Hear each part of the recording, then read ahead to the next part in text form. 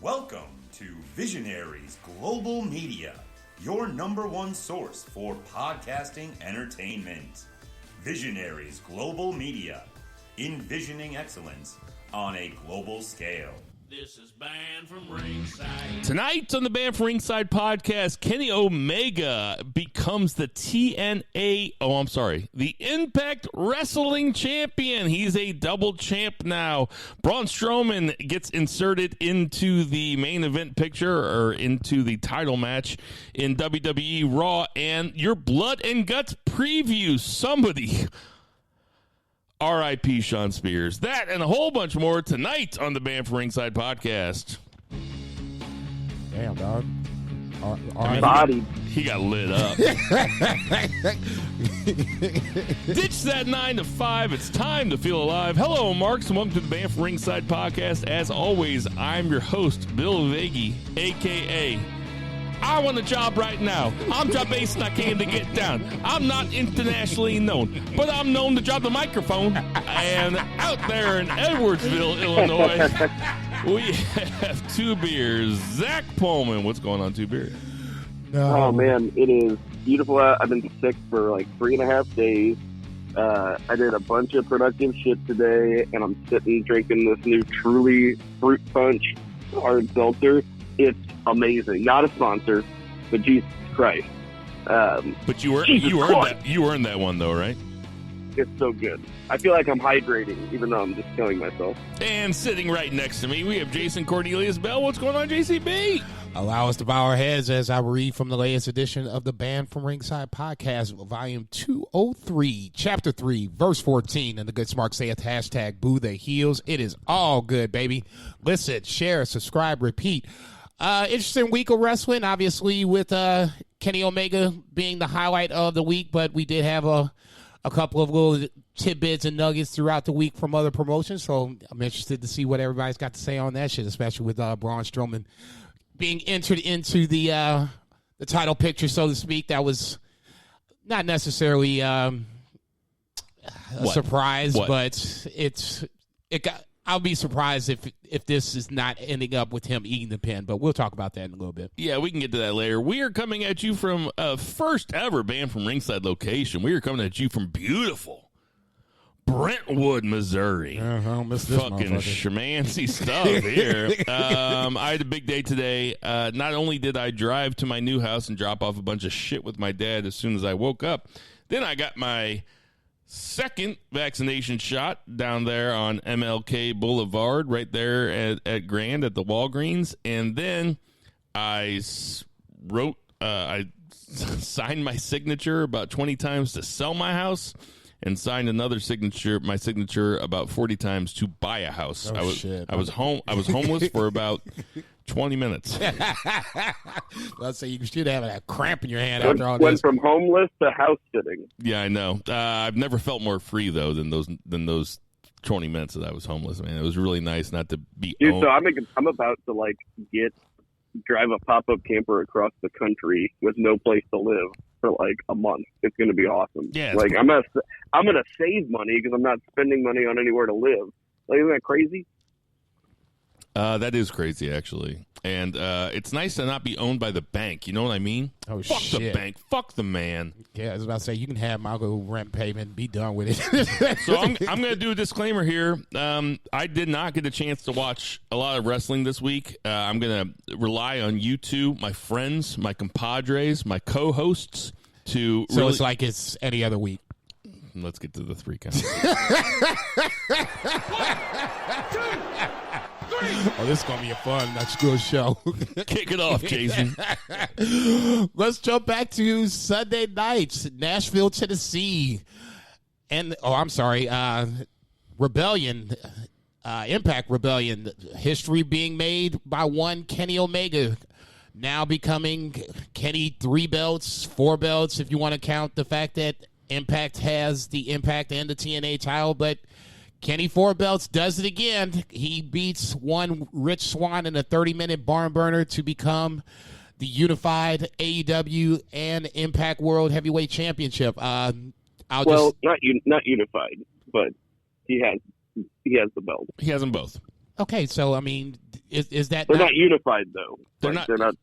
They're not unified titles. He can use just semantics. It's just semantics. Oh my God, Jesus I mean, but Christ! it's right. You fucking English majors. Good Lord. Okay, all right. Fine. Okay, so then he's Let's get to that 2 count. Yeah, right. You say he's got the fucking 2 belts. Okay, good Lord. I mean, if I have like 2 $5 bills, they don't immediately unify into a $10 bill. They're still but they add up to $10 goddamn dollars. Oh God, I hate you motherfuckers already. Jesus. Let's say y'all motherfuckers here. I'm out of here. I'm taking my shit with me. I like the energy we're having tonight. Right. This is good. Kenny Omega obviously wins. Like I said, barn burner match. Even though there wasn't a lot of a build to this match, I thought the match itself far succeeded any of the build and any of the anticipation I had going for this match.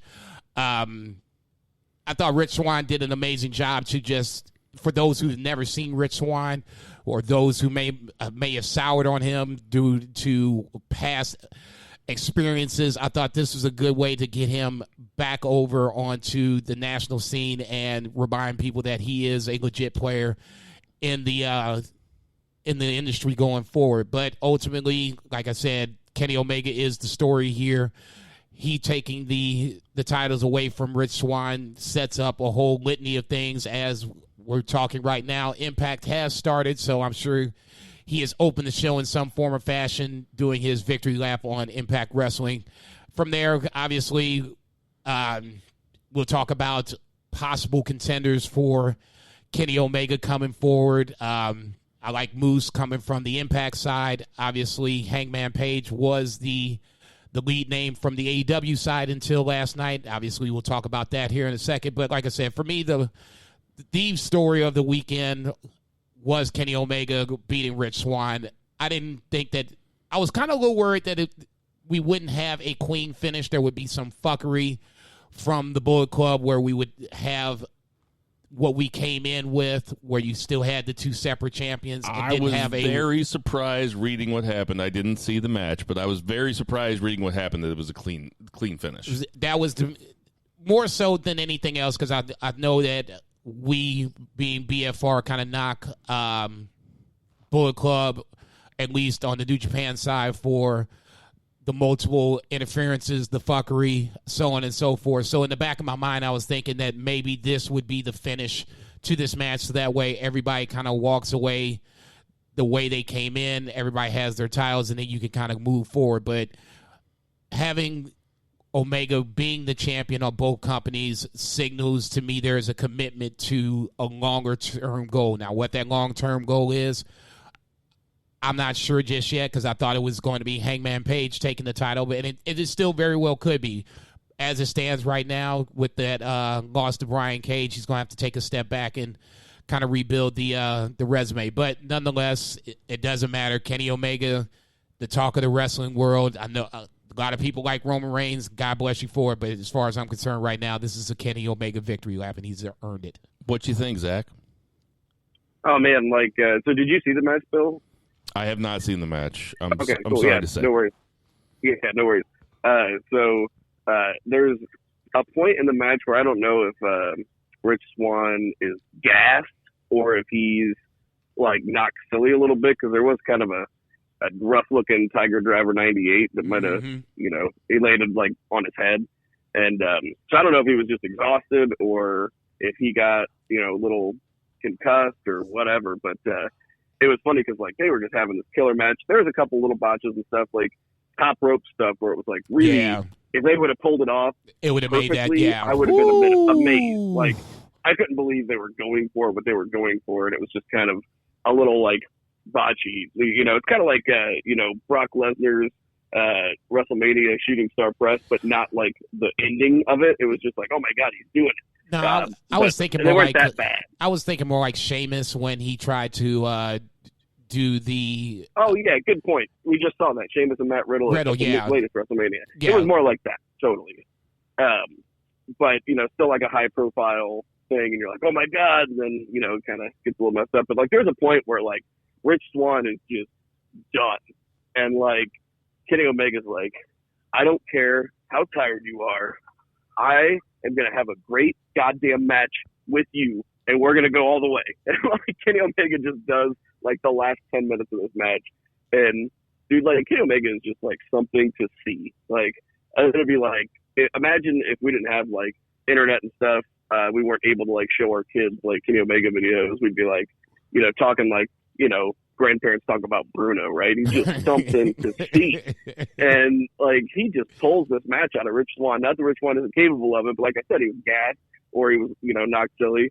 And they just murdered it, man. Like the show overall was pretty good.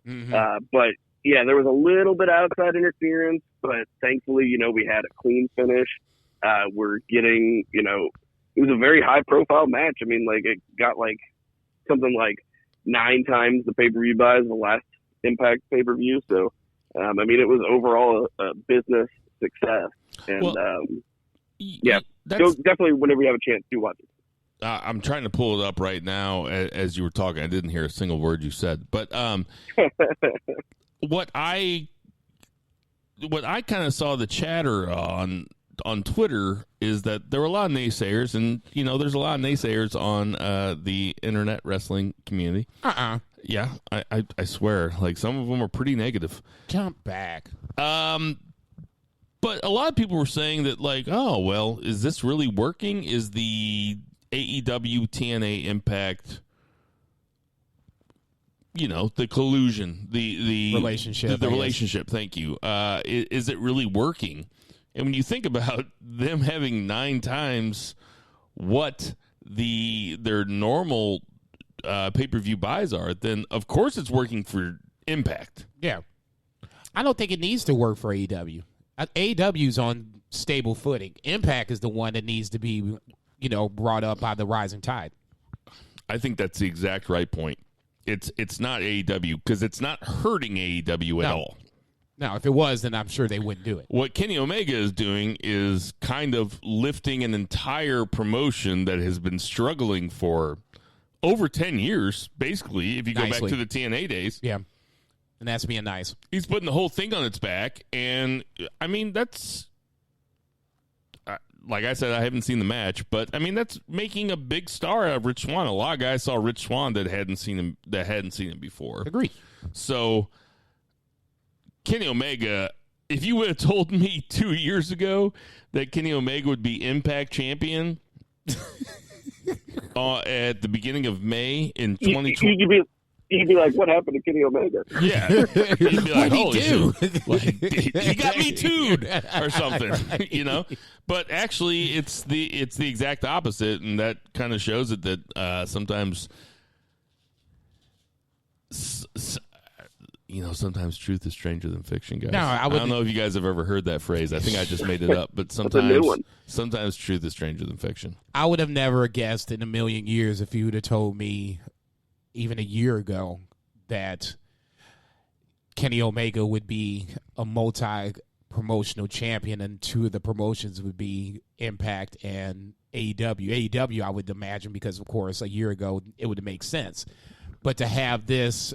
where you have, like, Rocky Romero, just kind of off subject for a little bit. Rocky Romero was on MLW on the last week's show, but obviously he's a New Japan product. So, I mean, even with the little, I shouldn't say little, but the smaller promotions like MLW ones that people don't normally watch, you still see this crossover of talent going back and forth.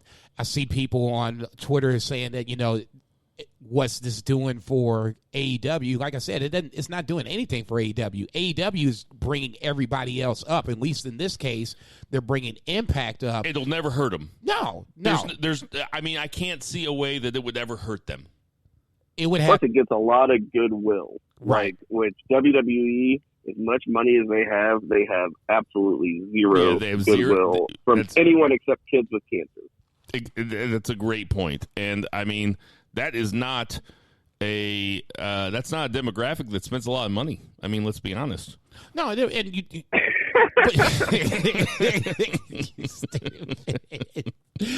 I'll just say this. Well, they spend a lot, just not on. Oh. Yeah, I mean, right. Well, their parents spend a lot. I'll just say this. I like the fact that they went on ahead and pulled the trigger, but now I'm really at least curious to see how they play this on the Impact side. the AEW roster, we've already kind of talked about this on multiple occasions. You know, it should be said, I don't think they need to add anybody else onto that roster. But the TNA Impact side, I would be a little curious to see who would be next for Kenny Omega, because I'm sure you would have to have at least one guy from both organizations as the quote-unquote number one contender. Now, you can bounce it back and forth until you finally build it up to where you get Kenny Omega versus Adam Page, because ultimately I think that's the end game to who beats Kenny. I think it's going to be Hangman. It's just not going to be close as soon as we thought. Well, the real question in my mind is, how do they separate these belts again? I know that he doesn't hold both, or he holds both, but I know they're not unified. So he's going to have to put the TNA belt. I'm sorry, I keep calling it TMA.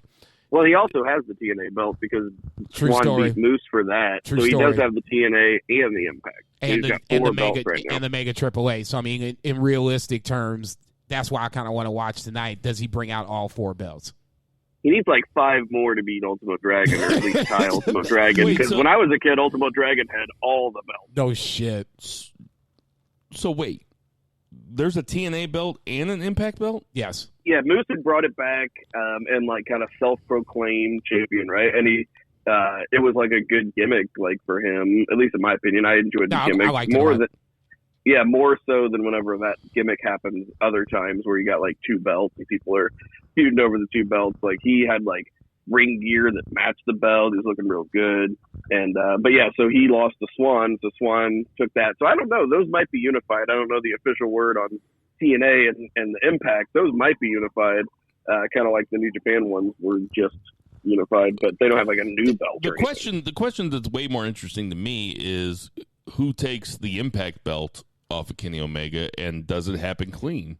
Because he's a big-time heel. If somebody's going to win it from him, and they win it as a face, and they win it clean, holy shit, like what a victory for that particular wrestler. Yeah, I think he'll defend it a few times, because I think kind of in order for them to allow him to do something like this, I feel like, well, we're going to need Kenny for like 3 major pay-per-views, right? Yes. It'll be like Slammiversary or something. And I think, if you notice on the show when they announced future pay-per-views, that I guess like, I don't know, somebody has like a Steven Seagal fetish because like we had Hard to Kill, now we've got Under Siege. I think I made that joke on the goddamn podcast. I'm pretty sure you did. Yeah.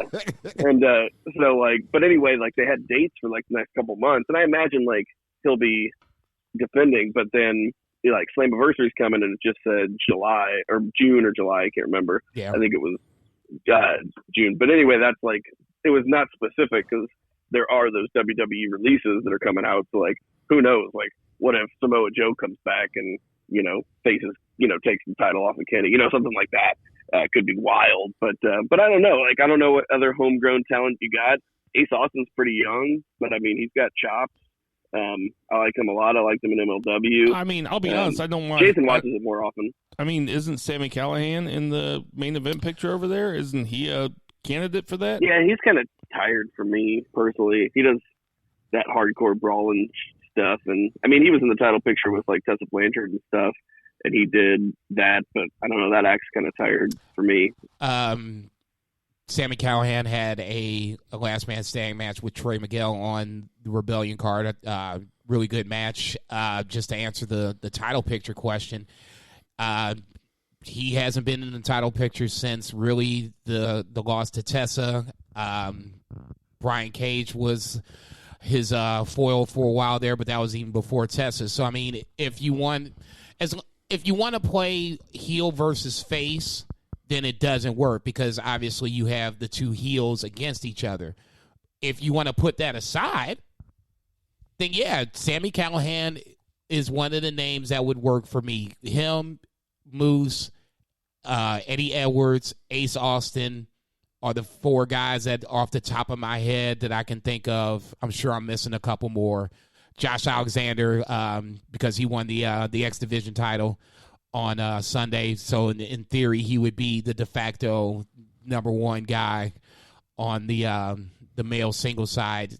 That makes sense. But like I said, I don't think you need a lot of guys. 3 or 4 is enough to where if you wanted to feed some guys to Kenny and then ultimately have this title reign end, that would be more than enough. That could easily get you into the fall of 2021. But we're all in agreement that the Impact Wrestling relationship with AEW is a net positive so far. I think it Totally. for me, More I've people, already watched to begin with, and I think the numbers are starting to. I would like to see what their numbers are for the show tonight because, like I said, you got the eyes watching, so obviously they came over and watched on Sunday. Do you have that carryover on the Thursday? I mean, I'll never watch it, but more people know who Rich Swann is on Monday morning than knew who he was before. I would like to think so. Knew his style, knew how he wrestled, like that. If you didn't know who Rich Swann was beforehand, you didn't see him on WWE programming, which is, 50-50. If you didn't see him on MLW, which is even less, now you might have an idea of who Rich Swann is. And I think, once again, in the loss, he got over even though Kenny Omega went over. Can we take a sidebar right now? Because you mentioned MLW. MLW just signed a TV deal with Vice. Yes. So what are the plans for that, Jason? Do you know? Is it a weekly show? It's going to be. It's essentially, from what I can tell, it's going to be the ML Fusion show, but it just gives you another avenue to watch it. I watch it on YouTube weekly. Now you have it on Vice. I can't think of what the other network is. They were on BN Sports, which is kind of an Hispanic network. Okay, so I mean, in that scenario, I think it's a way to kind of broaden the horizons of MLW. It's not, for me, like I was saying earlier today, I don't think it's hard to watch or hard to find. It's just, cutting out the hour to watch it, and this is coming from the guy that watches a little bit of everything. So, I mean, an hour for me to watch something, is kind of precious. If you don't watch 15 promotions like I do, then, an hour shouldn't even be an issue. But it's just, for me, it's another way to get the MLW name out. And like I said, was seeing Rocky Romero coming on the show, I guess, last week's episode or whatever the case may be. They might not be ROH, they're definitely not Impact, but I think they're going to be one of those names that you're going to be able to share talent with at any point, and it shouldn't even be an issue where if, I don't know, Josh Alexander popped up on MLW, it shouldn't be that big of a surprise. I think that's where we're moving with MLW going forward. You excited? I really like MLW as a promotion. I've admittedly fallen off after a while because there is so much content.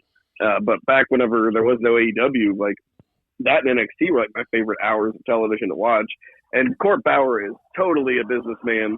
He totally knows the lay of the land. And like, if he can get, his talent on AEW, if he can get him on a higher exposure, like show, because like this is like a moving more freely, right? The lines are, not necessarily, lines are being crossed. So it's nice.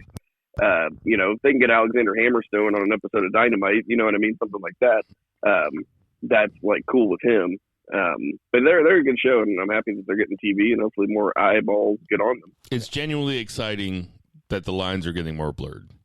And they're talking about what is that? July 10th, MLW is going to have fans in the crowd for the first time since the pandemic. I think that's their Philadelphia show. So I'm interested in seeing how they're going to do their fans in the crowd versus, let's say, WWE, AEW, NXT, so on and so forth. So, yeah, it's an interesting time across the board, but just back to the initial point, like I said, I'm more concerned with Kenny Omega and how they're going to kind of position him on Impact going forward. AEW, like I said, I'm not worried about that. They're going to be fine. There's plenty of talent over there to keep eyes occupied. I think Impact is the one that I'm more concerned with than anything else. Pretty exciting to think about what the business is going to look like in 2 or 3 years. Like, honestly. Shit, 2 or 3 months, man. I'm going to say, as long as we keep on this path. All those people that are out there, they're like, Impact and AEW, it's a failure. It's like nobody fucking cares. It's like, you gotta give it some time. Yeah, man. it hasn't even been 6 yet. It hasn't been 6 months yet. I mean, let's play this shit out. If I wanted to shit on the Roman Reigns heel turn immediately, I would assume someone would be like, why don't we let this we'll see where this goes. And obviously, it's one of the better storylines in WWE, if not the best storyline. This has just started, so I mean, and it's clearly not going anywhere. So sit down, buckle up, enjoy the ride. Let's get to that. Not. Let's get to that 2 count. 1, 2, 3. 2 beer. What's the 2 count? 2 count. I guess we can go chronologically. Tuesday's count is NXT, and I was sick like the last few days, like negative for Corona, but like I just felt like shit. And there's other sicknesses out there, guys. Things I didn't get. Like that's when they're still around. Like I had kind of forgotten. And I'm like, right. oh, what is this? I'm like, this is bullshit. But anyway, so I was able to watch a good amount of wrestling, and I was able to watch NXT live instead of my regular Hulu version. So, like, there was, like, we were talking about maybe before the pod started, this is kind of like a bridge episode. This show is just kind of there outside of the main event, which was well wrestled and fun and exciting. It was Kushida and MSK, or as they like to call them, MS Kushida, versus Legado del Fantasma. And that did a nice job of, like, setting up Kushida versus Santos Escobar rematch, for the Cruiserweight title, and then an MSK Legado del Fantasma match. That should be nice and dynamic, and that's good. Like, we're shooting angles, looking forward to bigger matches. That's all cool. There was some other stuff on the show. It was kind of weird. Stuff like an LA Knight promo, which was a really good promo, but it was just kind of weird. He was hitting on Indy Hartwell very aggressively, with like another like female reporter like standing right next to him, this guy getting grossed out by the moment. Mackenzie, whatever her name is, what flavor of the week, for ethnically ambiguous, beautiful women that are in WWE programming. But anyway, he cuts this promo, and it's just weird because it's like a promo about Dexter Lumis and Indy Hartwell, and it's like, we already had the match last week, and the match sucked. So why are we shooting an angle for a match that we already had that sucked? Like, why didn't we shoot an angle and then have a match? I just don't understand it. There was, a decent amount of that kind of stuff going on. But wrestling-wise, pretty decent. The main event, we had Bronson Reed going over Austin Theory for number 1 contendership to Johnny Gargano's North American title. So maybe he gets it off of him. That would be cool. That's another main event that never would have happened if they were going head to head against AEW. No way. I agree with you. Oh, you mean like been. the 6-man? No, Theory versus Reed was not the main event. No. Oh. No, the main event. Well, the six man, I would almost agree. Yeah, right. I would almost agree with you on that. I would be a little surprised if that was the main event too. But go ahead, Tubi. I'm sorry. Oh no, it's fine. As far as like other storylines in the show, we had Tony Storm, not even jobber to the stars, just jobber to the jobbers these days. No, you didn't. So she took another L. Again, setting her up for a match with Zoe Stark, which we already saw and she already lost. It's just like a lot of repetition here, a lot of weird backwards kind of things, and I'm very critical because I love this show and this brand, and it's not always the best lately, but I think we're getting better, like I said, with the 6-man and stuff. Like, I think we're heading in the right direction. Tony Storm pissed somebody off? So, I don't know, man. I said that on Twitter because, it just felt like it's certainly pretty weird the way that they brought her in. The way that they brought her in a couple times now with big fanfare. She had a great showing in the Mae Young Classic. She won it. Oh yeah, she won. Yeah, she won. She was on NXT UK, which not a lot of people watch, unfortunately. But she was their champion. Like a big deal. That's what I'm saying. She was treated like a big deal, and I get where Two Beer is saying that. that shooting star press by Ramir was just. Talk about Brock Lesnar at WrestleMania. She almost killed herself. Yeah, I was like, oh, I mean, it was literally like, Toni Storm was dominating this match. I was just like, okay, Zoe Stark is going to come down here, and then that's when this match is going to get interesting. And, of course, Zoe Stark comes down, the distraction happens, and you see Toni Storm on the mat, and next thing you know, all of a sudden, this Ramir woman, it's in flight. I'm like, what the fuck is this? And she nails this beautiful shooting star press. Damn near Brock Lesnar's it. But she gets it over and gets the 1, 2, 3 for the win. And the next thing you know, I'm sitting here just with mouth open, like, what the fuck did just happen? I mean, like I said, I like the match because it sets up Zoe Stark to get her. I almost do it every time. Toni Storm versus Zoe Stark makes me want to say Toni Stark, and not because of Robert Downey Jr. No. Because of Ghostface Killer. Toni Stark makes you feel, my boy. It's going to set up Zoe Stark to get her head handed to her by Toni Storm here at a later date.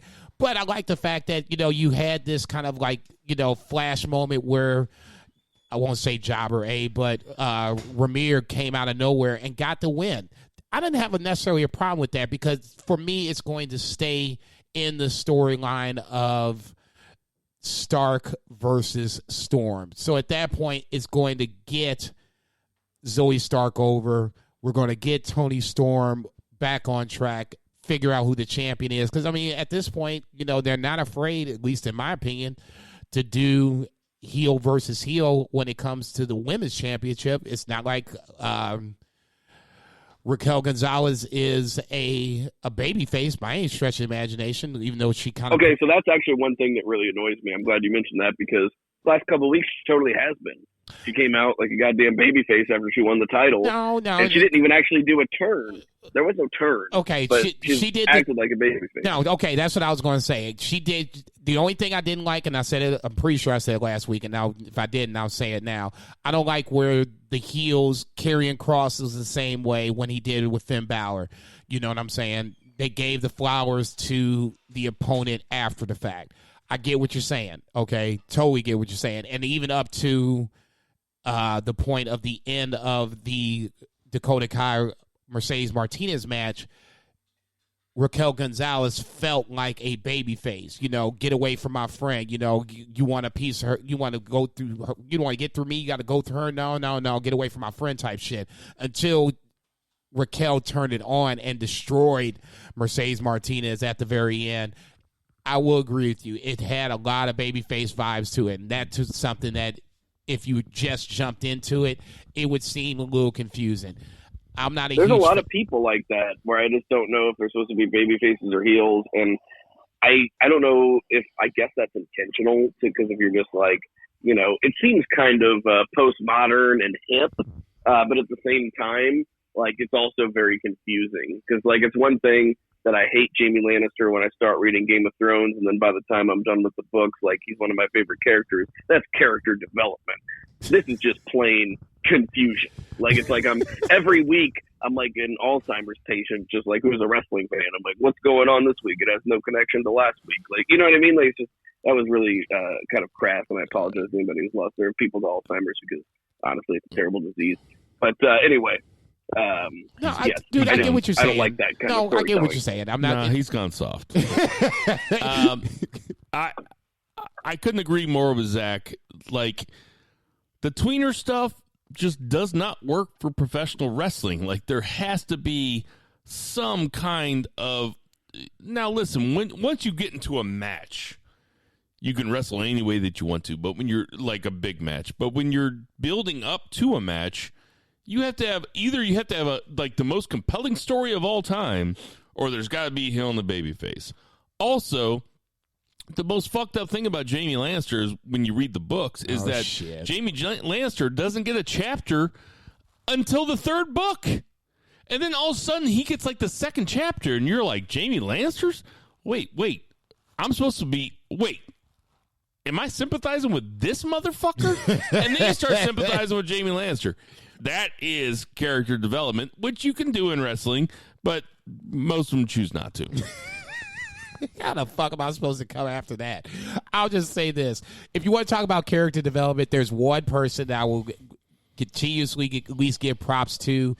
I think Indy Hartwell is doing an amazing fucking job, at least bringing me into a character with Dexter Lumis that I've obviously said on this podcast multiple times I have no interest in, no fucking connection to. He made no sense to me coming into this bad boy, and now all of a sudden I'm watching Indy Hartwell come into the ring like a little heart's been drugged down the cheese grater, so to speak, because flowers were sent probably by Johnny and Candice LeRae to Shotzi and Ember Moon at the beginning of the show, and now all of a sudden Indy Hartwell's got this little big lip going out, poked out and shit. They Jedi mind trick her ass, and the next thing you know, she's beating the hell out of fucking Shotzi and Ember. That to me was like the whole gambit of emotions, where it went from sad to mad to Petty Crocker to angry as fuck. I'm about to beat these bitches' ass. Indy Hartwell's doing a great job,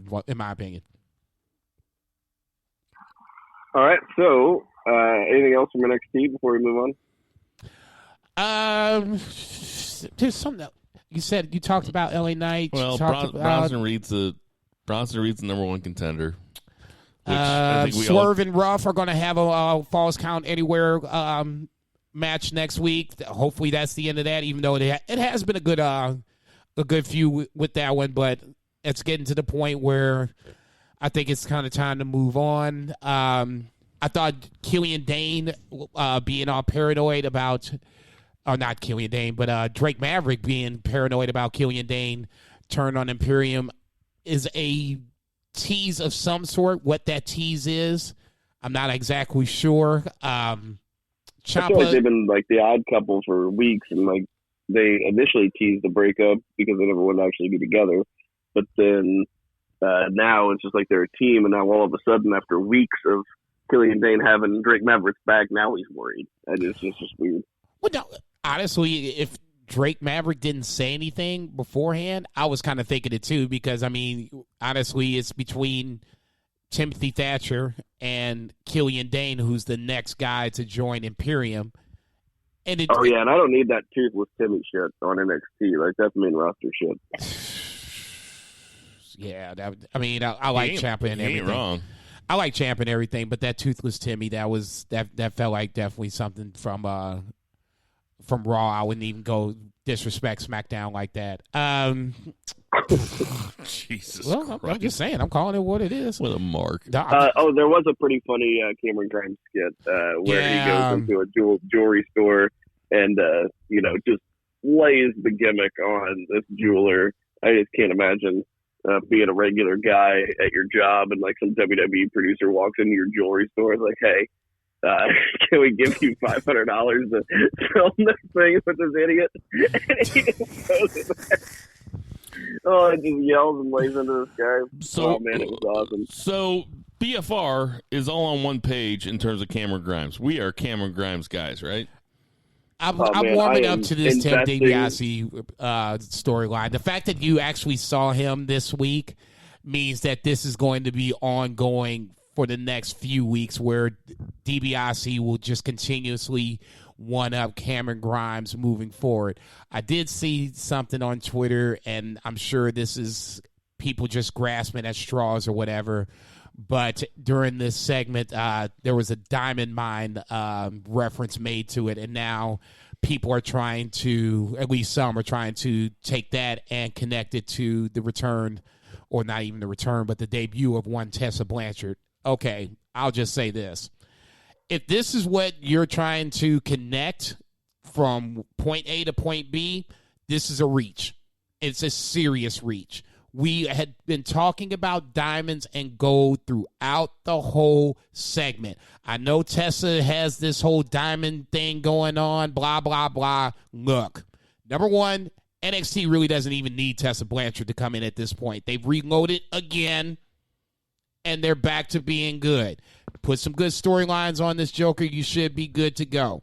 Number two, if that's how you're going to make this connection, y'all motherfuckers got some serious motherfucking lives to go out. Go outside. Look at the grass. Take a whiff of fresh air. Tessa Blanchard ain't the end all, the be all. Okay, if she was that damn dope, they would have brought her in, or AEW with her daddy would have brought her in. Okay, neither one has done so. So everybody just take a chill pill. She's going to get signed at some point, but to make that fucking connection is a serious fucking stretch. I got nothing to say to that, to you, Zach. No. That's why we pay Jason the big bucks. Yeah, Totally. my ass. That's just, I'm sorry. The motherfuckers losing their mind about it. Look, I like Tessa like the next person, N-word dropping aside. But I think to make that connection, I think, was a really big stretch. That had nothing to do with anything. It was about Cameron Grimes being one up by DiBiase, which to me, like I said, I didn't think I would be involved in that or even amused by this. All of a sudden now, this shit has got legs, and I can't wait to see what happens next week. I didn't even think. I was like, oh, Diamond Mine. I was like, that was vague. I was like, I just immediately, anytime I see stuff like that, I just think of Glacier. Because I feel like that was the first Me time too. that I ever too. saw somebody promoted in a promo like that. Yes, I think about whatever. Glacier also. No, it's been ready to say, Joey somewhere smiled. Let's go over face off because you made a Glacier reference. I don't even think about Glacier, to be perfectly honest. I mean, you don't think about Glacier? No, I don't. Look, okay, if you want to talk about one of the worst gimmicks ever, call yourself a wrestling fan. You don't even think about Glacier. Okay, worst wrestling gimmicks. Look at this guy. He doesn't think about Glacier. Shockmaster, Glacier. Did I tell you guys when I was watching Jeopardy, and there was a category that was called 6-letter double G words, and I was like, ooh. I can think of 2 right off the bat. Oh my God. 6-letter double G words. Let me stop. It's Hulk Hogan as a celebrity host. Right, exactly. Let's get to the AEW. Yeah, so again, I'm going to do it again. Just a much better show. Just speaking the facts, this thing was studded with total shenanigans, really good wrestling, good storylines, character development. Again, a ton of people. So if you want to have that criticism, there was probably 80 people on this show. But there was some really good shit. Opened up with Adam Page versus Brian Cage. That's going to be a problem. Adam Page versus Brian Cage. And, I didn't think that Cage was going to win, and he did. They really subverted my expectations here, and at the same time, delayed Page's ascent to Kenny Omega because he's been number 1 contender for weeks. He's been on a huge hot streak, but yeah, beat him up before the bell. But outside of that, it was a clean pin, drill claw for a finish, and Brian Cage. I could see him being an Omega, a big match for Omega coming up since he just beat Page. So that's interesting. It's a big match for Omega coming up. It's also a match that Omega can win, and it can seem like a legit title bout, because he's so fucking the dude big. is so impressive, looking, and if you beat him, Omega, even Darby Allin beat him, kind of in a fluky, way like Darby Allin tends to do, but still, very scrappy. You got to really work to beat that big man. Right. The cleaner is not going to lose for a while, so you have to put them in matches, and you can't make guys with putting them against him, but what you can do is just give him a little bit of rub. Give Brian Cage some rub. So if in 8 months there's an emergency because of injuries or whatever, then you can tell a story about Brian Cage coming in and winning the heavyweight championship. And it wouldn't be too also, from he right could field. He could collect Brian Cage's FTW belt. Yeah, there's that. I didn't even think about that, but yeah. That's a 5th belt, baby. They ain't doing nothing with it. Might as well. I'll be lying if I said I didn't just already chalk this up to Heyman winning and, let's move forward. It was a good match. I'm not going to sit up here and lie, but I would be lying if I did not say that I thought that Hangman was going to win, and then you would see the beginning of a Brian Cage face turn against Team Taz. Not saying that it's not going to happen somewhere down the line, but they have. Yeah, it was a surprise to me for sure. But they have sprinkled the crumbs. Yeah, the for seeds a are Brian planted. Cage. Yes, the seeds are planted. Now, it could easily be a scenario where Brian Cage is kind of like, ultimately, fuck Team Taz. I'm going to take, the FTW title with me or not and just go my own way. And then that's how you can get the babyface Brian Cage versus the heel Kenny Omega. If you want to go that route, I don't necessarily. I think AEW is smart enough and can maneuver around heel versus face. If you wanted to do that route, I think they're, like I said, creative enough to where... Or you can have one where it's heel versus heel. I mean, that's okay. No, it's totally okay. It's just, the tradition says, and I don't even necessarily think this is about tradition. This is AEW. It hasn't been around 2 years yet. So, I mean, there's no real big tradition. They can make their tradition any way they want it. So, if you wanted to keep it where Brian Cage, for whatever reason, stayed with Team Taz, okay, that's fair enough, too. All I ever ask is just stay true to the character. Up until really before the match, Team Taz jumping Hangman is about par for the course. Dark Order saving Hangman is par for the course. And then from that point, I was just kind of glad that nothing else happened where you can just look at Brian Cage and say, yeah, he pinned Hangman clean in the ring. It gives Hangman an out. It protected him, no question about it, because they were like, his back, that he's working on his back, blah, blah, blah. So it gave him the protection, but ultimately, at the end of the day,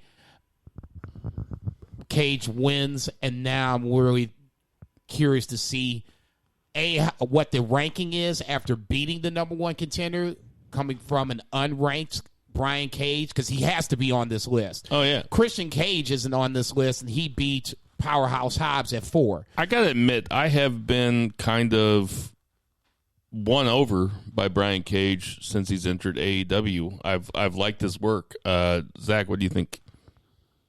Oh, totally. The guy is just a freak, like an absolute freak. But he also has a little bit of subtlety though. Like, I liked when he was praising Sting, and the rest of his guys didn't like it. I thought he was really good. No, I think he's talented, and I think he'd be somebody even without that crazy body. Like, he would be somebody, even if he wasn't just such a freak in nature.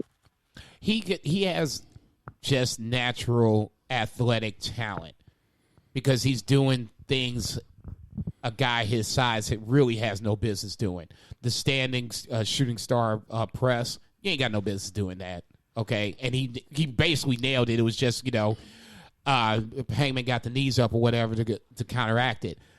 But there's so many things that he does that is just Let me ask you naturally right for a guy his size. This might be such a dumb question. How much do you think he weighs more than Apollo Crews? 30? It's got to be 20 at least. 20? At least. And I was going to say 30, 35. That's I would say 30 pounds heavier. Okay, I wouldn't have no problem saying 30, and even more so because Apollo Crews almost does a double shooting star when he okay, he's it's insane. It's just so annoying that Brian Cage can be 245 pounds, and that's what I weigh. He ain't no 245 buff. I mean, okay. That's annoying for you. I don't give a fuck what he weighs. I was about to say, don't sit up here and believe the hype that he's 245. He's or like just 260. Any of those guys, you know what I mean? Any of those guys. I could be pushing 260 now. Who knows? I've had a lot of beers from the last time I got on the scale, but it's just funny because they're all cut and shit. And, he doesn't weigh more than what they say. I would be surprised if he was 245. No, they would play it. They would play it up more than down. I would like to think so, but like I said, 245 just seems he's a brick shit house. Yokozuna wasn't 900 pounds. Okay, I guess that's kind of my point on that one. I just, like I said, he's way too big to be. God, he is. To be 245, to be doing shit like that in the ring, and see moving forward. This needs to be some sort of Brian Cage push. I'm not saying he's going to beat Kenny Omega. maybe he does and beats him for I did not expect Impact this title. segment to turn into a Brian Cage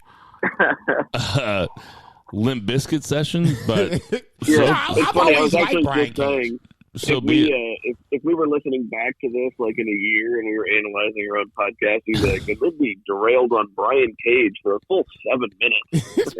I've always liked Brian Cage. I just thought that he got lost in the shuffle a little bit, but clearly how many 99 bananas did Bill have before we had this discussion? One to my knowledge. No, I think Brian Cage is like a lot of guys that on the AEW roster, Scorpio Sky and Ethan Page kind of included. I know we'll talk about them here in a little bit, but they just kind of are lost in this big shuffle of AEW roster where so many guys, and even though there's 3 shows, there's really one show that all these guys are trying to get on. And that's where I think the kind of the problem is. Well, when you say the problem, I think to me, like I said, the surprise was that Brian Cage won. And when he won, I kind of sat there for a second. I was like, holy shit, this just happened. And, I'm like, waiting for something to happen. I'm waiting for, Brian Cage and Team Taz to jump Page or whatever, and it doesn't happen. But, I mean, a lot of these guys are just waiting for their chance to be able to shine and get themselves over. Brian Cage had his chance. They got him over. Kudos to them. Kudos to Brian Cage. I'm ready to see, where this goes next, whether it's a scenario where he gets built up to eventually take on Kenny Omega. Maybe he goes back to Impact because he was the former Impact champion at one point. If he beats, Kenny Omega for the Impact Championship, we were wondering how we can break those up.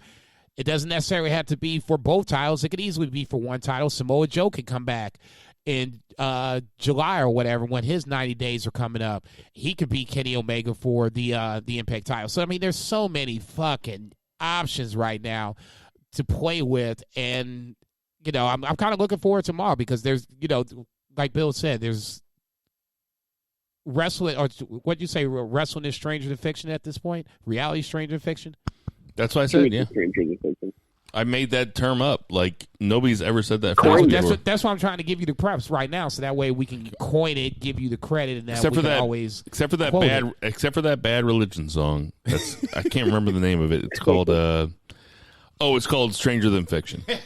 See, you're supposed to say that shit. And that Will Ferrell movie. What's that Will Ferrell movie called? Oh, it's called Stranger Than Fiction. Let's get to that 3 count. Oh, wait, sorry. No, you go way too fast. Shit. We literally just talked about one match because we went off on Brian Cage for like 11 minutes. So, let's go ahead and move on. We can keep it snappy. We had a couple people from the Best Friends faction winning matches. We had Chris Statlander looking really good against Penelope Ford, who always looks really good. But Chris Statlander is like, she's picking the whole momentum back up that she had when she got hurt. Because whenever she got hurt, it was a big bummer because she was really coming into her own on this roster. And I think she came back and didn't miss a step. I think pairing her with like somebody as over as Orange Cassidy, and also kind of a quirky little faction, funny faction. Like, I'm into it. She gets Orange Cassidy's music. I'm a big Chris Statlander fan. Like, I'm anxious to see what happens for her. I think she's got talent. And then Orange Cassidy also goes over Pentagon. Fun little match. They did their stuff that they do, and Orange Cassidy went over. It wasn't a huge shock because Orange Cassidy, like, always goes over. Like, Orange Cassidy is over. The dude is money. They don't beat him a lot, and they shouldn't. So, at least at this point. So, a couple wins from the Best Friends there, and then we had, as far as we're going to continue on the trend of wrestling, the Young Bucks versus the Matt and Mike Sydal. Awesome match, like super fun wrestling match. Ended with a Johnny Cage like dick punch. The Young Bucks are incredible heels, man. Oh, they're so good. And, like, it's funny because the whole reason they got so over as babyfaces is because they were such excellent heels that everybody just loved them, so they started cheering them. That's the way it They're goes. so good at what they do. Wrestling 101. No, I agree with the Johnny Cage dick punch. I thought you could see it coming, but just because you could see this one coming doesn't mean it wasn't any any less more effective or impactful, for lack of a better word. When you had Matt kind of look over at the camera after the fact, I thought that shit was absolute Comedy Central. SCU coming out, finally paying that angle off. I'm ready to see where that goes eventually, whether it's 2 weeks from now, 3 weeks from now, whatever the case may be. I'm glad that they're paying off that angle after kind of dropping the ball on other angles, see Penta and Cody. Just going back to Penta for 30 seconds, I didn't necessarily have a problem with the finish of this match. I just wish it'd be a little cleaner. I like Alex, the fact that he can come in, take the bump, kind of see Ricardo Rodriguez back in the day with Alberto Del Rio. I don't know if anybody saw this or not, but Andrade and Alberto Del Rio are going to have a match. That's Andrade's first match back since being released from WWE. Whoa, I thought... Okay, let's take another little sidebar here. I thought nobody was having matches with Alberto Del Rio because Alberto Del Rio was getting ready to go to jail for sexual assault and kidnapping. That doesn't have to do with Paige. That has to do with another woman, I think, right? Yeah, if I'm not mistaken, it's totally independent of Paige. But I saw this on Twitter. I believe it's actually on Andrade's Twitter page where he announced the fact that they were going to have this match. Yeah, I saw that there was a card that had a bunch of AEW people on it that Del Rio was on, and now is he still El Patron? I'm not sure how. I don't know what his name is anymore. Yeah, I was going to say. I heard that AEW was under fire for letting their guys be on the card with this guy. So now Andrade's having a match with him? It could be. So Andrade hates women. Okay. All right. Chalk it up. Let's move on to that 3 count. I was saying, you ain't shit. Yeah. Speaking to that finish, totally not a clean finish. I like that the heel got their comeuppance because they did the same thing the last week. And also what's his name, the translator? That dude is a great act. What a great act. I was about to say it's Alex something. Well, I mean, he compared him to Ricardo Rodriguez, and Ricardo Rodriguez was also a great act. Yeah, they were good really together. Fucking good. They both of his names start with A. It's like Alex something. It's really long. I'm not even nice going to alliteration. I was about to say it's not even going to try to butcher the man's name like that. But I like the fact that I just don't like. I like him. I like the gimmick. I don't like where he's literally stopping the match. It feels awkward because it looks awkward. It just has to be. It was fine on Elevation because I watched Elevation when I was kind of laid up. It was fine on that show. On Dynamite, it's a little awkward. Let me say this, and this might be unpopular. Oh, gee, it's the first unpopular thing you said on this podcast. I don't really like Orange Cassidy going over Penta. Like, I think that Orange Cassidy is an upper mid card act who's a pretty good wrestler. He's not Penta, and I think that without a crowd, his shit doesn't go over at all. That's why they put him over with the mic, though. They put him over, even though he's a great wrestler. They put him over with the mic. It's part of that act. And maybe, I agree that he's a great wrestler, but the act is not main event, and I think that Penta should be main event. I'll go this far. I agree with you to a certain extent. And that's nitpicky also. No, I agree. No, shit is what we do. What do we do? I'd say that's what they pay us for, man.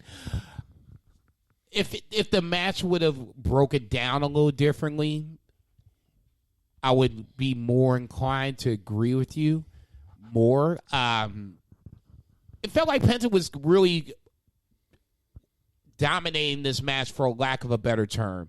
And he took like 90% of the offense. Like, Orange Cassidy sold. And he did that hand in the pocket thing. Like, he had right. the arm bar. Penta was going to break his arm, so he couldn't get the revenge punch, and he got his hand in his pocket. Oh, man, I popped hard for that. Yeah, I actually laughed for that, too. I'd be lying if I said I didn't. So, I mean, I kind of agree with you on the sense that I was a little disturbed that Penta lost, but as the match was going along, you can see how it was going to go. It's just how we would get there was the ultimate question.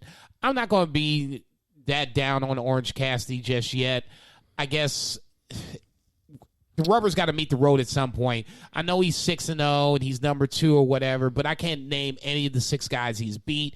And then, well, I'd like to see. I think a big money match is like even him and Omega, right? Like I don't know what he's on the rankings, but I mean, like I think that's a big money match. I don't necessarily think it's like a pay-per-view match, but like a big money Dynamite, like, you know, get a big rating. I think a lot of people would tune into that. He's ranked number 2, and then obviously with I agree. I mean, him in a big match is must-see TV because you want to see how the other guy is going to work with his style. Like that, and I think like that Kenny would probably do a little comedy too. Of course, man. I mean, you ever watch Kenny Yano? Yeah. Fuck. Only every week. Yeah, I know. Gross. But here's the thing about Orange Cassidy. It's like I don't hate him at all. No, I don't want him to hold the belt, but he can hold the TNT title. Sure, yes, but I do want to see everybody wrestle him. Yeah. You know what I mean? In the same way, and I know Jason's going to hate this. In the same way that I want to see everybody wrestle Yano, like I want to see what everybody else does with that style. Not even the same thing. Not even the same thing. It kind of is the same thing because Yano is. This is not going to be a diatribe on Yano, but Orange Cassidy is so much different than everybody else, every other wrestler that's out there. I agree with that. Like, you can take every comedy wrestler, and he's not even Yano. He's not fucking Santino. He's his own. He's Orange Cassidy. I want to see what everybody does against Orange Cassidy, and you can't say that about a lot of wrestlers. I don't want Orange Cassidy to hold the heavyweight belt. In fact, I probably don't want him to hold the TNT belt either. No, I think he should have a TNT title run. I think that he should always wrestle. I think he should always have a job. I don't think he should ever hold a belt unless it's the KOPW. He ain't going to New Japan, man. Let him take it from Yano. He's about to say shit at this Orange point. Cassidy winning the G1. You heard it here first, guys. Oh, no. Oh, I'd love to see him in the G1. I'd love to see everybody in the G1, though, yeah, to be honest. They say everybody should have to do the G1 at least one time. All right, what was next? Moving on, we've got the parlay, which, I mean, if you thought Chris Jericho's promo 2 weeks ago was great, this one was arguably even better. I think almost everybody got a chance to talk.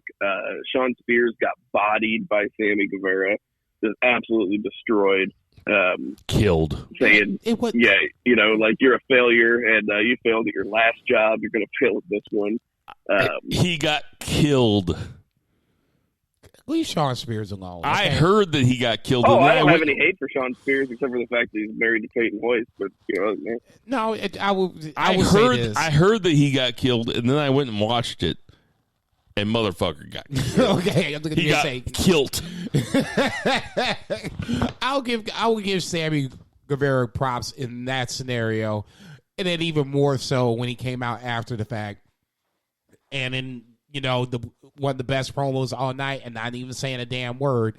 He basically came out and basically said he was going to start the blood and guts match, and was going to have Pinnacle blood on his hands by the end of it.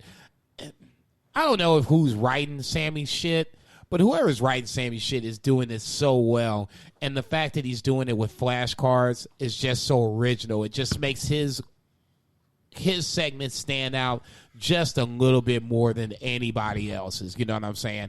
And it's not a knock against anybody else that was on that clip or whatever. I think it was Cash that ran down Santana Ortiz in that same little segment, was basically like, you're Jericho's lapdogs. I've been saying that for like weeks. You know what I'm saying? I'm glad somebody else said that shit too. That made me actually feel good for 30 seconds. I think it was Cash that said it. Who? If it wasn't it was either Cash or Dax. Dax he did a great job could have too. been Dax or Cash. I think it was Cash. Was it Cash or Dax? No, I think it was Cash. I can at least tell the difference between the two.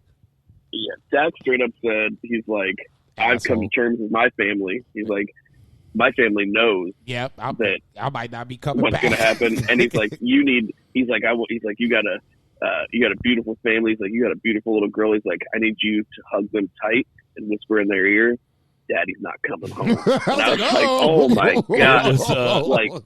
It was an extremely good segment. Way better than I thought it was going to be. I thought this was going to be Just throwaway segment. A great way to sell a match, because when they were done, I was like, fuck, I gotta watch that match. I was gonna say I didn't even know who won the coin flip. I had to go back and rewatch it because I was so nobody won the coin flip.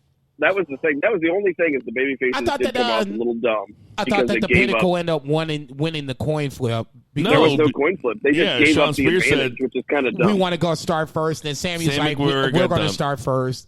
And then basically that's when Tony kind of slid in and was like, the Pinnacle's going to start the match first and have the advantage, blah, blah, blah. Okay, so everybody did relatively well. Even Sean Spears didn't make an ass of himself. No. I mean, he got a pretty good promo. He recovered well. Yeah, totally. I mean, he got killed by Sammy, and good for Sean Spears. So for somebody's got to get dunked on at some hopefully point. Being a good sport about it.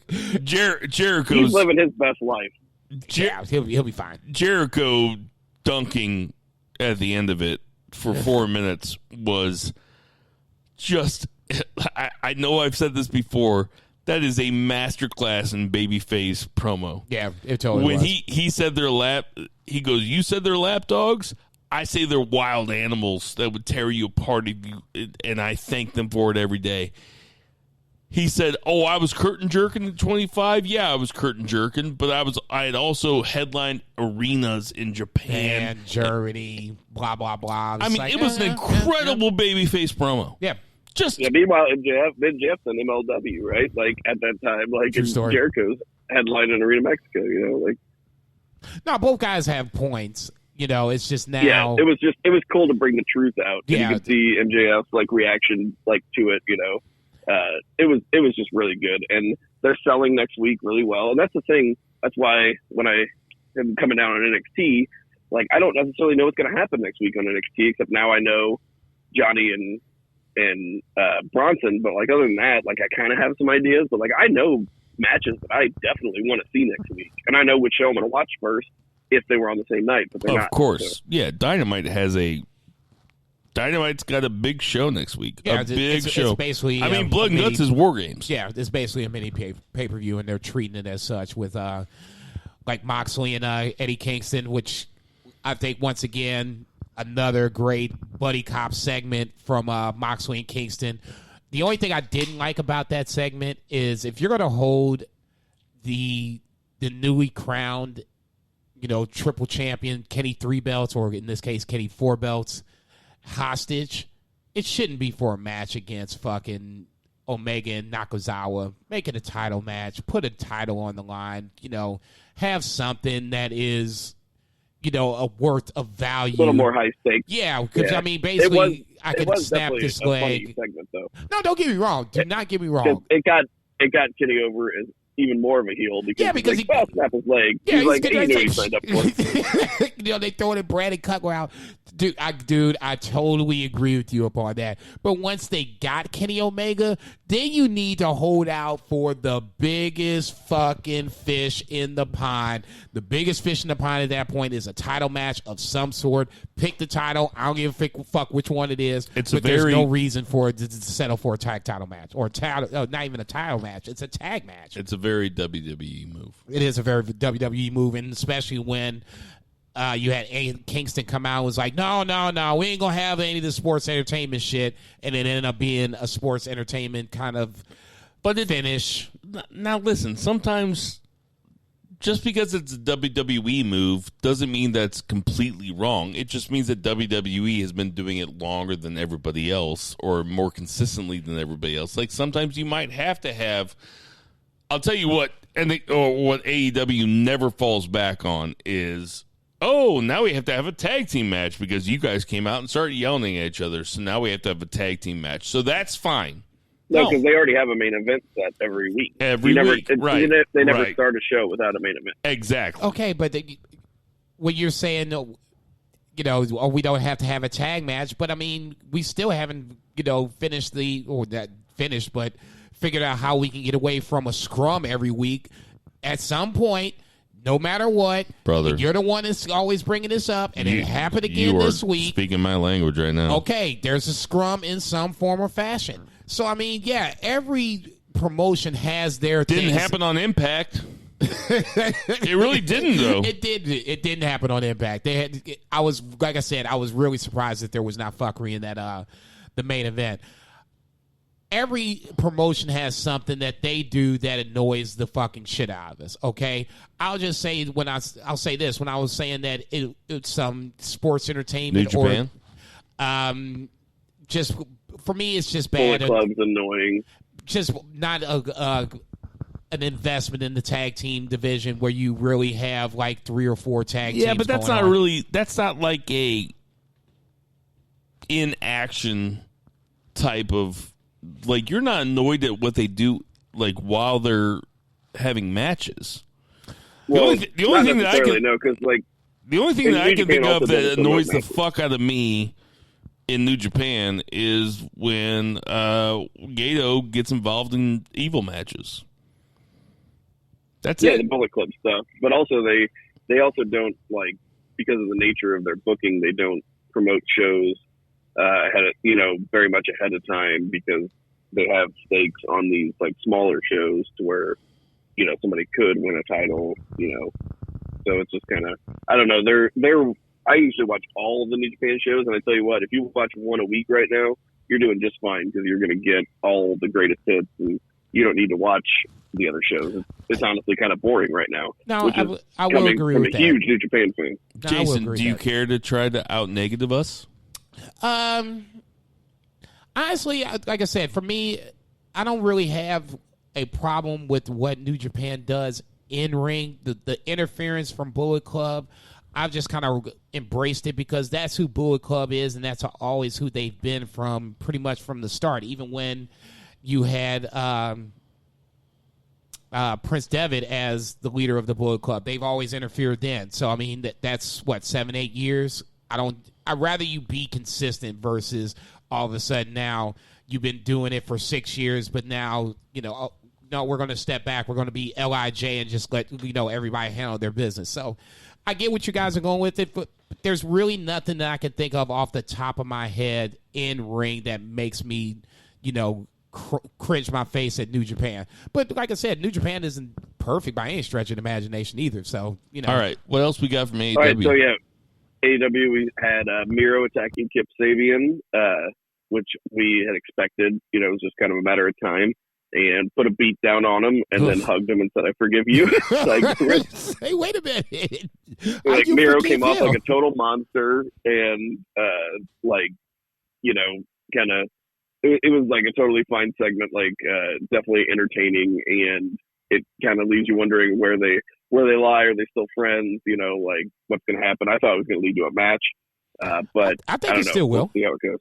Yeah, it still could.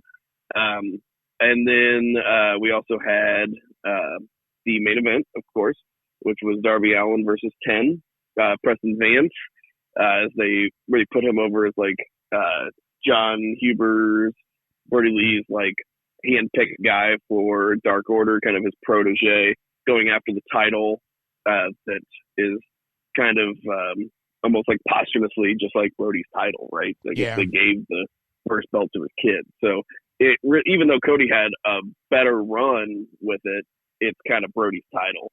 And so that was the story there. And, Darby Allin snuck a win. They did the old Bret Hart, Roddy Piper finish with the sleeper hold and then the rolling them up. So Darby escapes to fight another day. But yeah. I was kind of surprised that this was, and I'm not sure if they're just packing them in so quickly that I've just lost count, but they were saying that this is Darby's 9th title defense, and it tied Cody for most title defenses by the TNT title or champion. I'm not going to sit here and say that I don't remember Darby Allin's title defenses. I mean, he's beaten his fair share, but I didn't think he beat 9 guys. So if that's the case, kudos to Darby Allin. Kudos to AEW for giving us a bunch of matches in a row that could, build up Darby Allin in this title run. But now I'm kind of getting to this point where the Wolves are starting to kind of circle around Darby Allin a little bit.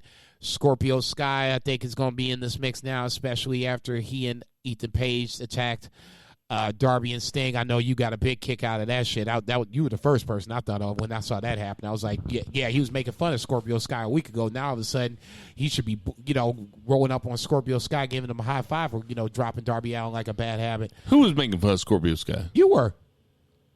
I was making fun of Scorpio Sky for what? His name. Oh, it is a shit name. It's such a shit name. Okay. So as soon as that sounds happened, like a porn shit. I was about to say, as soon as that happened, I'm like, yeah, Bill somewhere. You mean Sagittarius Supernova?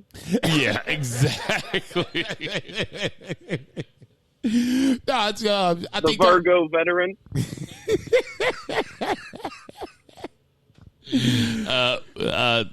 Capricorn Cloud. Yeah, right. I'm not even going to try. I'm going to say I'm going to let y'all have this one. Yeah, let the English majors do it. Yes, please, Ben. Thank you. The Aries atmospheric pressure.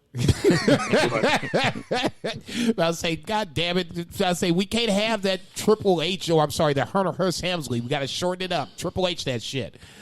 I don't know. Like I said, you should just go with SS. Yeah, you should just go with SS. He has it on his tights though. But I wouldn't go with SS. No, that was the joke. Yeah, that was going to say, especially. No, being you were Scorpio serious. Sky. No, I've been to your house. I saw Mein Kampf on the fucking bookshelf. It's just for studying purposes. Yeah, right. I actually bought it one time. It was $1. I was about to say, I'm surprised I went to Zach's house once and got away safely and in one piece versus what probably could have and should have happened if under normal circumstances. Should have happened is right. I'll just say He this. didn't see my human centipede. Oh, Jesus, there's so many jokes right there. Who beats Darby Allin to me is the next question. It's probably the more pertinent question because Kenny Omega ain't losing anytime soon. All right, so that was most of AEW Dynamite. We did have a cool Britt Baker promo. That's right. Running down the rankings, goddammit. How many fucking... Yeah, it's funny.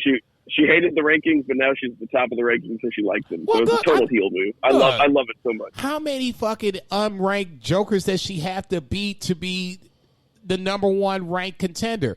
Christian just beat the number 4 guy and is unranked this week. How does that work?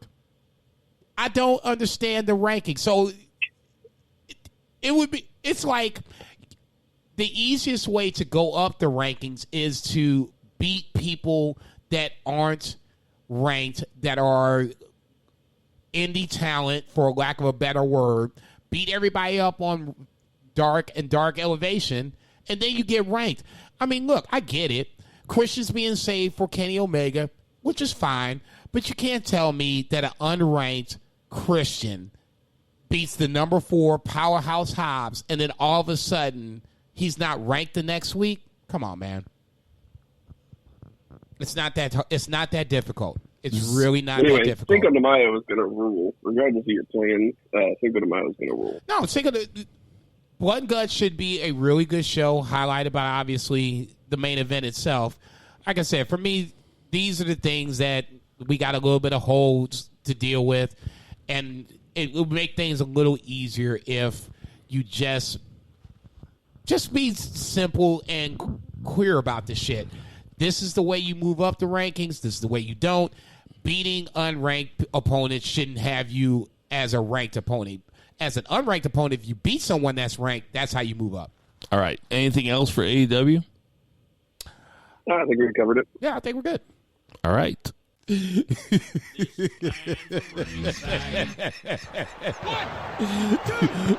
just pushing everything.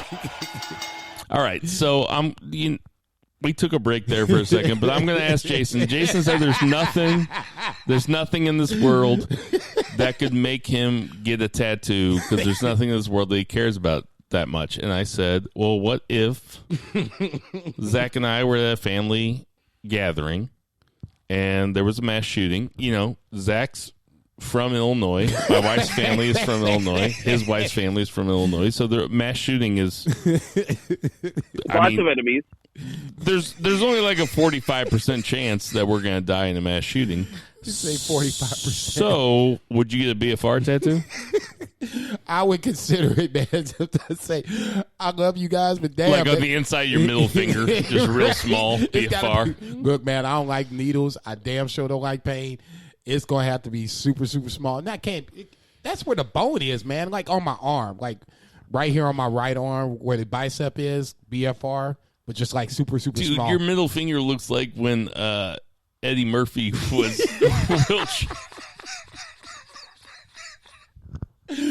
So, I do have a long middle finger. Okay, the 3 count is Braun Strowman managed to work his way into the main event of WrestleMania Backlash. It's not just Backlash, it's WrestleMania Backlash, which is probably a pretty good branding idea or a lot of the marketing idea. are going to be the same. So it's Braun Strowman, Drew McIntyre, Bobby Lashley in a triple threat match. The Bill Vegas special. The AKA special. Yeah. How do you feel about this, Jason? I guess, man. The way they kind of set it up was a little weird just because Monday night you had Braun versus the former Retribution of T-Bar and Mace. Oh, yeah. I'm sorry. I completely glossed over the main thing is that their masks are off now. Yeah. Now it's Dio Madden. No, they're still going with Mace and T-Bar. Yeah, that's fine, but it's Dio Madden and friend of me of the show. Right. Dominic Dijakovic. Look, man, I get where ultimately I think this is going to go, where either Lashley or Drew pins Braun Strowman to retain / win the title. I just wish they'd have done this a little better where all of this didn't happen in one show. You got, 2-3 weeks to the pay-per-view. Do it over the course of the 2 to 3 weeks versus, okay, here's this idea, we're slamming it into one show, because all that says to me is that Braun Strowman is basically the sacrificial lamb in this scenario. And once again, like I said before, and I will continue to say, I forget that Braun Strowman sometimes was a Universal Champion. Okay? It wasn't even a year ago. You shouldn't be treating a Universal Champion this brazenly, where all of a sudden now we're just going to throw him in to this scenario because we can't decide who we want to choose between Lashley and Drew McIntyre. So, hell, let's throw Braun in there. You know, he's big enough. He's legit enough, blah, blah, blah. One of these two jokers will pin him, and then you can move on to another Drew and Lashley installment at a later point. Let me say this, as somebody who loves triple threat matches, shout out to Blood Girl Raven, who shouted out to me on Twitter. Yes, the triple threat match is the Bill Vegas match. It kind of got thrust onto me because you guys kept making fun of me, but now I've decided to own it. This match doesn't really excite me. Lashley, Drew McIntyre. It shouldn't excite you. One-on-one. That excites me. That excites me. Yeah, if you add a third person, like whenever they added Daniel Bryan to Roman versus Edge, like, that's different because Daniel Bryan's a world-class wrestler, one of the best wrestlers in the last 20 years, right? Braun Strowman ain't that. So this just devalues the match. Well, it's more so than that, where I can see when people still had a problem with Daniel Bryan being added to the match just because the way the storyline was added, or the storyline was brought out, where you had the Royal Rumble winner should have been guaranteed this main event match. Okay, I'll give you that. Well, there's that too, but this doesn't add to the work rate. No, by no stretch of the imagination. This to me is the reason why some people were mad that Daniel Bryan got added to that match, is because you knew who the winner was. This really starts to signal that there's not a possible of 3 winners here. There's really a possibility of 2 winners. So why not just go ahead and just either extend this to where you have the second match, and if you want to take the title off of Lashley at that point, you can do it, versus just having it this obvious. So there's a 0% chance that Braun Strowman wins? As far as I'm concerned, there's a 0% chance that Braun Strowman wins. Zach? Yeah, me too. I don't know. I would never put anything at 0 when you're talking about a triple threat match in WWE, because they could be telling there's no telling what story they're trying to create for SummerSlam. Well, Braun Strowman would be. There's just no telling. To me, Braun Strowman would be another transitional champion, because there's no. This is so well. He'd right be a field. transitional champion again. Yeah, which is all he was in the first place. time. So it'd be. There's no reason to do that again for Braun. Okay, I get it. He's not nearly as hot as he once was. When you could have put the title on him and you didn't. But he's just not hot. He's cold. But I think more so credit to Roman Reigns. Beating the 51-year-old coach's son does not make you hot. I'm not disagreeing with that. I'm just saying that Roman Reigns made a good point when I was a coach's son. I got beat all the time. That's about to say your dad was not a good coach, because that should never happen. Oh my God! No, that I can't believe that should happen. This is going to be the first one I make him listen to. I'll just say this: Braun Strowman, at least in this scenario, deserves a little better than just to be the sacrificial lamb. Okay, if you want to have him face the winner. Yeah, I if don't you want him agree to with face the winner of this, okay, so be it. This one just seems to me that he's there for one reason alone, and to eat the pig. Everybody thought that Daniel Bryan was being added to the WrestleMania match because he was going to be the one to take the pin. That wasn't the case. He took the pin, but so did Edge. But so did Edge. I'm sorry. This to me Which is wild, because if they did that finish, now it seems like they're setting up Daniel Bryan to be like the next contender for Roman Reigns, him and/or Cesaro. Which, by the way, SmackDown was a great show. I was going to say, I did get the chance to see a part of that. Let's talk to Zach. Zach has watched. Zach finally watched SmackDown for the first time in a year. Your humble correspondent. What'd you think about SmackDown? I liked it. I mean, the first segment was very long.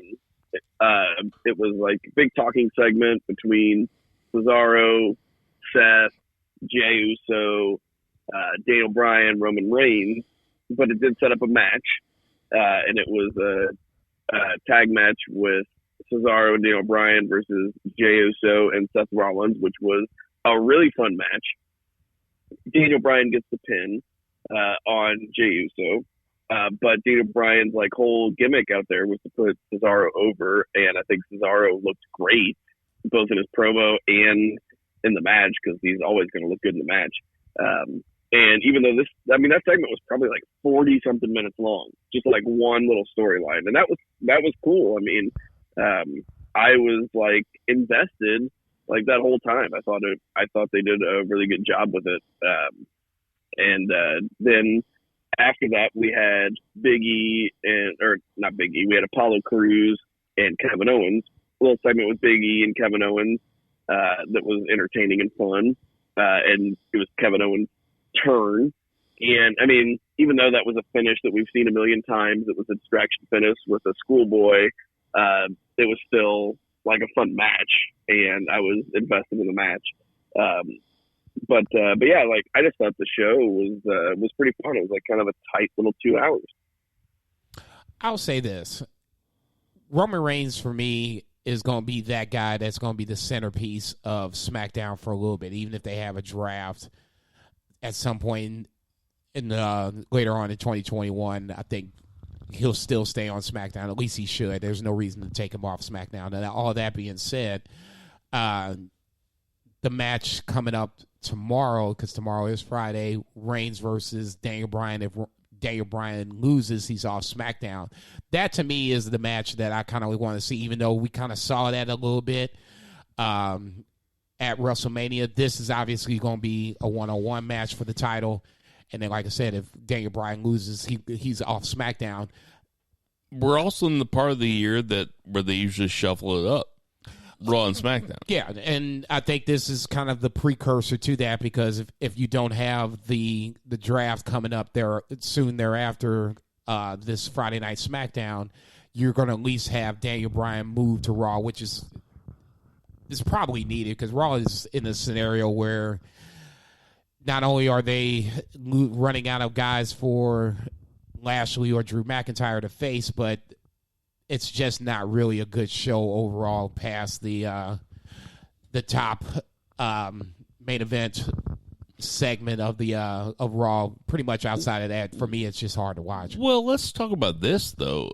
Jason Jordan has recently been named the main producer, lead producer of Raw and SmackDown. Not necessarily Booker, but the head producer, executive producer of both Raw and SmackDown. Which basically says he has voice. Now, how much that voice carries is a good question. I'm not. Hopefully, it carries enough to get Chad Gable some fucking action, Jesus, right? He'll hook your boy up or something. Well, I mean, the thing is, I love Jason Jordan. I loved him as a performer. I really did, but with Shane McMahon, Stephanie McMahon, and everything else down the line, like, this is just another example of nepotism. I mean, this is Kurt Angle's kid, and now he's executive producer of Raw and SmackDown. Like, I don't think that's the way it should go. Like, he's been given too many opportunities, I think. It's the American way. It's not what you know, it's who you know. And in this scenario, it's working out for Jason Jordan. I'm going to give him props for that, but I'm going to sit back and let's see how. I actually think it's pretty cool because it's been Michael P.S. Hayes, it's been John Laurinaitis. Like, these are the type of guys that have been executive producers of these shows, and now they're giving the reins, no pun intended, to Jason Jordan as a pretty young dude, younger than me. I mean, Raw wasn't that good on Monday. SmackDown, I thought, was good on Friday. I'll just say this: I'm gonna wait for next week, because when I found this out, Blood Girl Raven, I guess it was either today or yesterday. Yesterday feels right. Put it on Twitter or whatever the case may be, and hit me to it. So I'm not going to sit up here and say, Jason Jordan is doing bad because Raw was bad. I'm going to give this week a pass. Let's see what happens for the next couple weeks. Obviously, the month from now. Well, sure, of course. Yeah. Let's see what happens then. But Raw, to me, is to be the one that's going to be the biggest stone to turn over, because it doesn't really feel like there's not much more past the main event scene, Alexa Bliss, and really that's about it. I mean, and the Alexa Bliss thing, to me, is losing a lot of steam. Oh, you think? Like, that's got no steam. No, some people love it, Dude, I was sitting right here on this couch with my buddy the other day. I fell asleep. He was watching the Blues. I've been spending the night in this house all week with my friend while we're selling the house, and he was watching the Blues. I was like, hey, turn it on Raw. And I turned it on Raw, and it was Alexa Bliss. Now, of course, every time you turn on wrestling with somebody that doesn't watch wrestling and somebody that thinks it's stupid, it's the stupidest thing ever. Yeah, it's not the one thing that just could possibly the stupidest sell them. Fucking thing possible. I'm done with that Alexa Bliss. You know what? This is what we should talk about, though. Uh-oh. He just put his phone down. This could get ugly real quick. No, I'm going to talk about something positive, I think. RK Bro. No. Oh, actually, you know what? I think that is a positive. Oh, my God, no. Yeah, RK Bro is good. Zach, tell me what you think about it. I think that as long as they don't, just immediately break them up in 2 weeks just to have a singles match, I think if they give them, a nice little run and have them be an odd couple tag team, I think it'd be entertaining as hell. Because, Randy Orton's a total straight man. Obviously, Matt Riddle is not. So, I think it's a good act. This shit's going to be done by the time that pay-per-view is coming around. This will be a singles match. Oh, no, I don't think so. I think so. I think they're going until SummerSlam. No Mark way. it down right here. No RK Bro. way. RK Bro is going to become a thing. Are they going to be champs? Well, speaking of champs, can we get those champs back first and foremost? And Yes, secondly, I think RK Bro will become tag team they're champs. going to beat AJ and Omos for the titles. Well, they haven't even been around. Like, that's one thing. Like, I know, they weren't even on the show. I'm like, telling you. apparently, I'm according to telling AJ, they've been partying in Nigeria. Even though there's a global pandemic, they're partying in Nigeria because AJ Styles from Georgia really fits into Nigeria really well. Can you imagine AJ partying in Nigeria? You know he uses the hard G in Nigeria. Amongst other things. You ain't shit. He was just amazed that they flew the other way whenever What they do you left think? because What do you think he's AJ? a flat earther. Sorry, man, I stepped on that. I'm sorry. That's still fucking funny. How do you think AJ Styles pronounces the country next to Nigeria, which is just Niger? How do you think he says it? I bet he says it like the fucking Jeopardy thing that we were talking about, which is 6-letter double G words. I bet he says it under his breath. I say, and that New Day match, he better keep that bad boy underneath his breath. As soon as I got out of that ring, you fucking. Oh, this is going left. Dude's favorite movie is Mississippi Burning. Fuck, I was getting ready. I think that RK Bro has a ton of potential. No way. This is classic WWE shit. AJ's like dream match is to do a 3-hour match with Birth of a Nation in the background.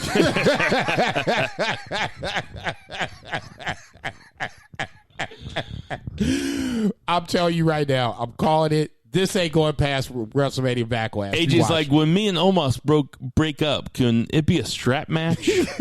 Oh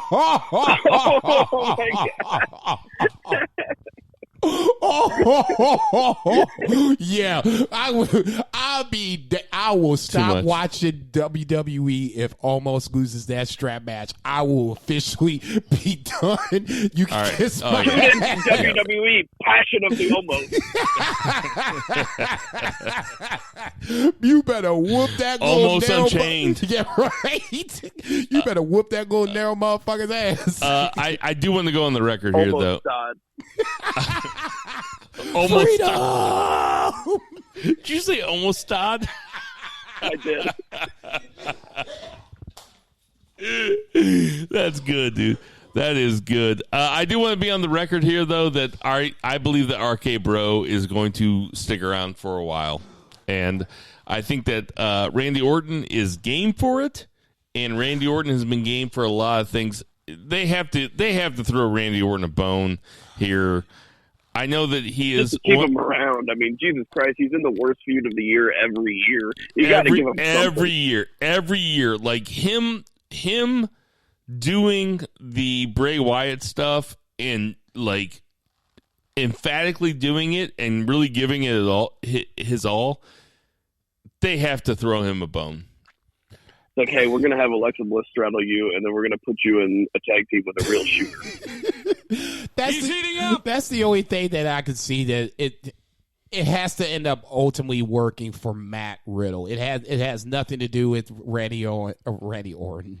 No, I mean it does. It's gonna work for Matt Riddle. I like them being together. I actually do. Where this catapults him to the next level.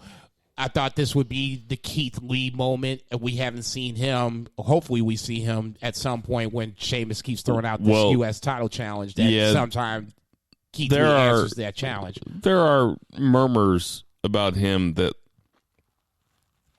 have you heard that Jason Tatum from the Celtics has had problem coming back from COVID? Like he has to do an inhaler because he never really ever... recovered from COVID. Like it's just inhaler, and he's that's scary shit. And he's 23 years old. Like Keith Lee is 33, and I've seen some rumblings like of shit where being like he's not really that healthy. He's a huge dude, right? Probably 300, right? Yeah, safe bet. Yeah. And he's in really good shape, but man, if you get COVID and you get the bad kind of COVID, I don't know. I wish the best for him because Dijakovic is back, and him and Dijakovic really deserve to have a main roster feud between those two because they work so well together. Apparently in PWG, they just blew the roof off the place. I was going to say, this is another fight forever I love scenario. Keith Lee so much, and I know that you do. I know that Zach does. Keith Lee's a BFR. Everybody loves Keith Lee. It's hard not to. If there's somebody out there that doesn't like Keith Lee, don't trust him. But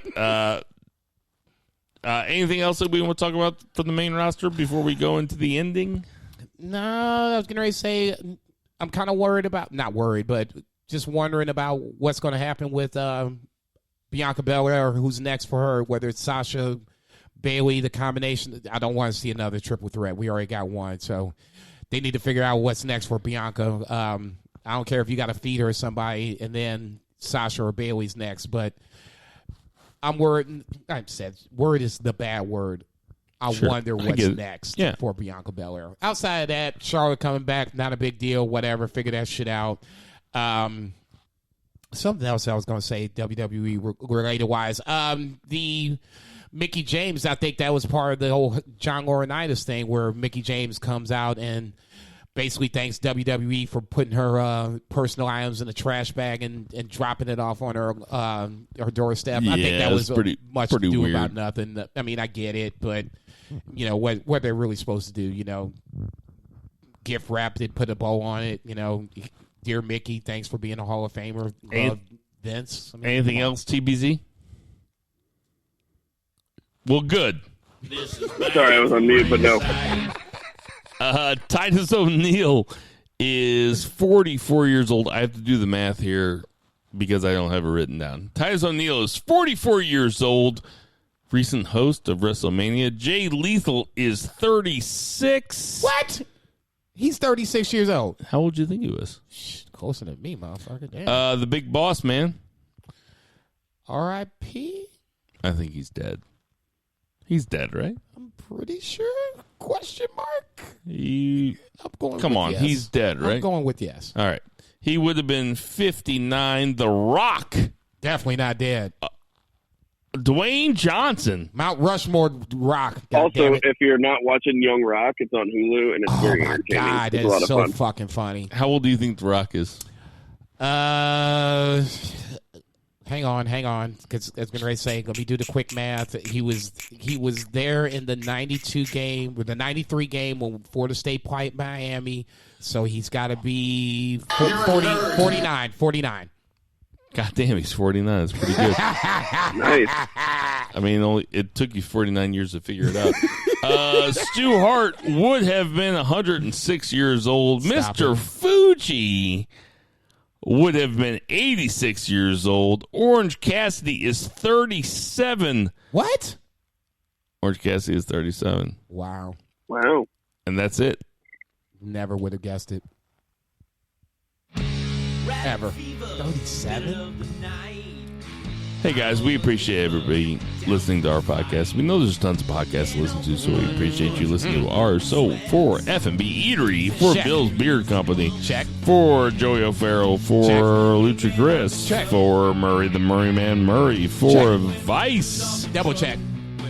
for Two Beer Zach Pullman, Check. for Fat and Crystal Lang for letting us use their home. Triple How check. great is that? Thank you so much. For Jason Cornelius Bell, I am Bill Vagey. Black Lives Matter. Support your local weed deals. Support your local restaurants and boo the heels.